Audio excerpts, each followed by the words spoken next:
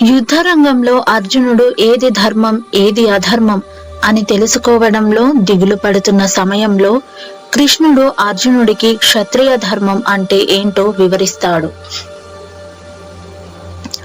మహాభారత యుద్ధంలో అర్జునుడికి మార్గదర్శనం చేస్తాడు. భగవద్గీత అనేది కృష్ణుడి అర్జునుడి మధ్య సాగిన సంభాషణ.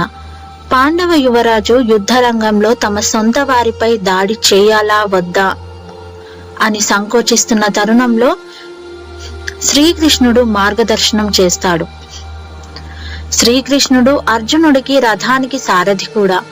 మాధవుడు ఆనాడు కురుక్షేత్రంలో అర్జునుడికి చెప్పిన జీవిత సత్యాలు నాటికి నేటికి ఎప్పటికీ మానవ జాతికి మార్గదర్శకాలు.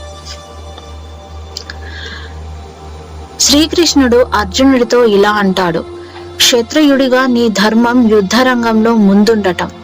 చర్యతో ధర్మాన్ని పాటించవచ్చు.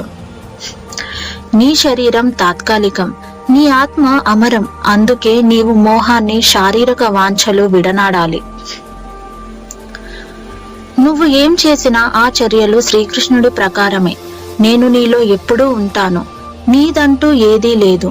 నువ్వు మరణించిన తర్వాత దేన్ని తీసుకెళ్లలేవు. భౌతిక అవాస్తవిక అంశాలు అన్నీ ఇక్కడే వదిలి వెళ్ళాలి.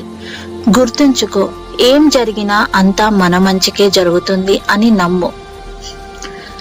ఇప్పుడు ఏం జరుగుతుందో అది మంచికే జరుగుతోంది. భవిష్యత్తులో జరగనున్నది కూడా మంచికే జరగనుంది.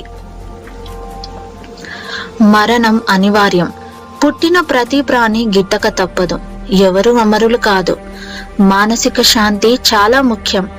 కోపం అనేది భ్రమ లాంటిది. అది బుద్ధిని ఇబ్బంది పెడుతుంది. అతిగా స్పందించడం, అతి కోపం, అతి ప్రేమ, అతి లోభం, ఇలా అతి మంచిది కాదు. ప్రతి విషయంలో స్థిరంగా ఉండు. స్థిత ప్రజ్ఞతతో జీవించు.